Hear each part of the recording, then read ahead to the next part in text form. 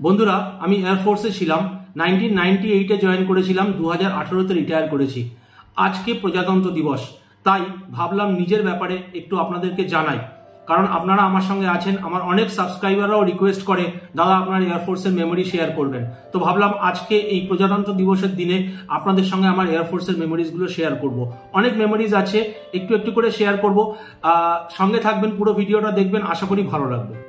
আমি যখন 1998-এ জয়েন করি তখন আমি একদমই বাচ্চা ছেলে, তো ওয়েস্ট বেঙ্গলের বাইরে কখনো বেরোইনি। কিন্তু সেই প্রথমবার আমি ওয়েস্ট বেঙ্গলের বাইরে বেরোলাম, ট্রেনিংয়ের জন্য চলে গেলাম চেন্নাইতে। ওখানে কিছুদিন থাকার পরে, ট্রেনিং হওয়ার পরে আমি চলে গেলাম উত্তরপ্রদেশের বরেলিতে। সেখান থেকে আমি চলে গেলাম কাশ্মীরে থাকলাম প্রায় 2 বছর। ওখান থেকে সিয়াচিন গ্লেশিয়ারেও গেছিলাম। সিয়াচিন গ্লেশিয়ারে বন্ধুরা আমি -44 ডিগ্রি টেম্পারেচার দেখেছি। 6 মাস আমি ওখানে ছিলাম। মানে বুঝতে বা বলে এটা বোঝানো যাবে না যে কি এক্সপিরিয়েন্স ছিল। পাকিস্তান ছিল অনলি 1 কিলোমিটার আমার পোস্ট থেকে। আইস কেভের ভেতরে ঢুকে আইসেক্স দিয়ে বরফ কেটে আনতাম, তারপরে সেই বরফ গলিয়ে জল করে তারপরে খেতাম। বন্ধুরা কি বলবো, 90 দিন আমি পোস্টে ছিলাম, তার মধ্যে মাত্র 3 বার স্নান করেছিলাম। মানে খুবই বাজে অবস্থা ছিল। পুজোর সময় ছিল, তাই অষ্টমীর দিন একবার স্নান করেছিলাম। এটা ছিল বন্ধুরা আমার গ্লেশিয়ারের এক্সপিরিয়েন্স। আর যখন কাশ্মীরে ছিলাম তখন খুব ডিস্টার্ব ছিল ওখানে, তো মনে হতো বোধহয় যে কোনো বার যখন ছুটি আসছি বা যাচ্ছি হয়তো বম ব্লাস্টে মারা যাব। কিন্তু ভগবানের কৃপায় বেঁচেছিলাম। এবং তখন তো এত ফোন টোন ছিল না, তখন বাড়ি থেকে চিঠি লিখতো। সপ্তাহে 2টো হেলিকপ্টার আসতো আমাদের যে পোস্ট, সেই পোস্টে 2টো হেলিকপ্টার আসতো। একসাথে দেখা যেত বাড়ি থেকে মা চিঠি পাঠিয়েছে, একসাথে দেখা যেত 20টা-25টা করে চিঠি পৌঁছচ্ছে। আবার আমি যে চিঠিগুলো প্রত্যেক দিন চিঠি লিখতাম পোস্ট কার্ডে, প্রত্যেক দিন চিঠি লিখে জমি রাখতাম। আবার যখন হেলিকপ্টার আসতো তখন আবার ওগুলোকে আমি পোস্ট করে দিতাম। আবার নিচে থেকে মানে বেস ক্যাম্প থেকে আবার আসতো আমার চিঠিগুলো। তো দেখা যেত ওই 18টা-20টা চিঠি হয়তো দিনের মধ্যে 4 বার পড়ে ফেললাম, আবার হয়তো পরের দিন 4 বার পড়ছি। তো তখন যে ফিলিংসটা রিয়েলাইজ করতাম, চিঠির মাধ্যমে কথাগুলো রিয়েলাইজ করা, তো সেগুলো একটা অদ্ভুত এক্সপিরিয়েন্স হতো।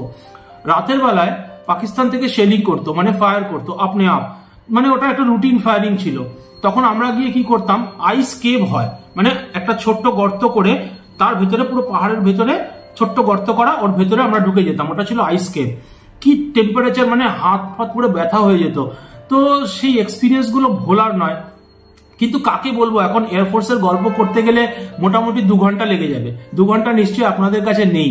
তারপরে ওখান থেকে বন্ধুরা আমি বাগডোগরা গেলাম। তো বাগডোগরায় ওখানেও 5 বছর থাকলাম।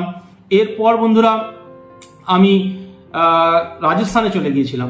রাজস্থানে ওখানে আমার বাচ্চা হয়। কিন্তু রাজস্থানের একটা ঘটনা শেয়ার করি বন্ধুরা। জয়সলমীরে ছিলাম। জয়সলমীরের যে গোল্ডেন ফোর্ট, সেটা একদমই আমাদের এয়ারফোর্সের ভেতর থেকে পুরো দেখা যেত। একবার নাইট ডিউটি করছি বন্ধুরা, হঠাৎ করে দরজা দিয়ে বেরিয়ে, মানে আমাদের রুমটা ছিল এসি রুম, যে অফিসটা, রুমটা থেকে বেরিয়েছি, হঠাৎ করে একটা আওয়াজ হলো। তো আমার মনে হলো যে বোধহয় সাপে ছোবল মারলো। কিন্তু নিচের দিকে তাকিয়ে দেখছি কালো কুচকুচে, বুঝতে পারিনি অন্ধকারে যে কি। তারপরে মনে হলো ওটা সাপ। এবং মানে কি কপাল যে সাপটার যে ছোবল, তার থেকে আমি হয়তো 2 ফুট দূরে ছিলাম, তাই জন্য হয়তো আমি সেইবারও বেঁচে গেলাম। তো এরকমের অনেক ঘটনা আছে, মানে বলে শেষ করতে পারবো না।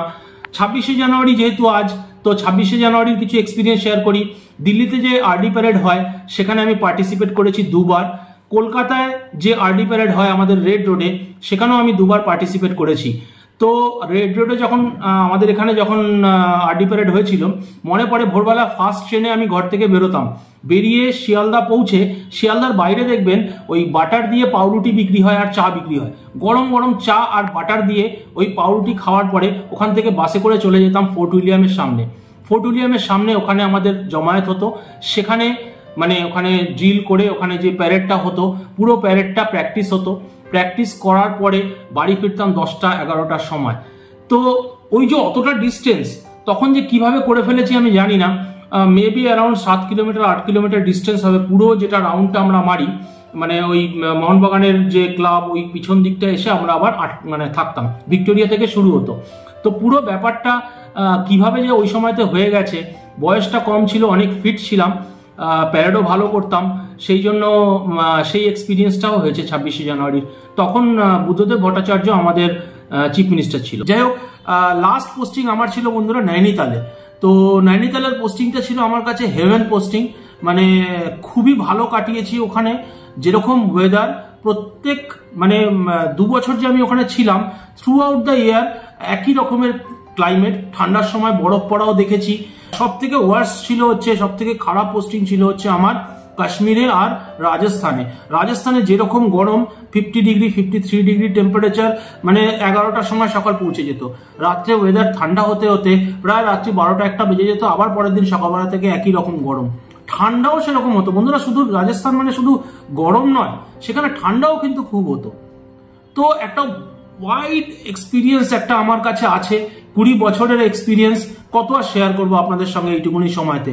যাই হোক, মোটামুটি সবকিছু শেয়ার করলাম। এই 20 বছরে এয়ারফোর্স কিন্তু আমাকে একটা বাচ্চা ছেলে থেকে আমাকে ম্যাচিওর্ড একটা পার্সনে পরিণত করেছে। আমি ইংরেজি বলতে পারতাম না, বাংলা মিডিয়াম স্টুডেন্ট ছিলাম, কিন্তু সবকিছু পড়াশোনা সবকিছু ইংরেজিতে ছিল, ওখানে সবাই ইংরেজিতে কথা বলে। তো প্রথম খুব অসুবিধা হতো, তারপরে ভাঙাচোরা ইংরেজি বলতে বলতে বলতে বলতে যখন আমি 20 বছর পরে রিটায়ার করি, তখন কিন্তু আমি ফ্লুয়েন্ট ইংলিশ বলতে পারি। মানে এটা আমি গর্বের সাথে বলবো যে এয়ারফোর্স কিন্তু আমাকে as a human being, as a person, as a mature person, diversity, জীবনের বিভিন্ন ডাইভার্সিটি সব কিন্তু আমাকে এয়ারফোর্স শিখিয়ে দিয়েছে। আমাদের মাল্টিটাস্কিং হতো, মানে একটাই কাজ আপনি করবেন না, আপনাকে বিভিন্ন রকমের কাজে ইনভলভ করে দেওয়া হবে। আপনাকে ফায়ার ফাইটিংও করতে হবে, আপনাকে গার্ড ডিউটিও করতে হবে, আপনাকে সব রকমের জিনিস করতে হবে।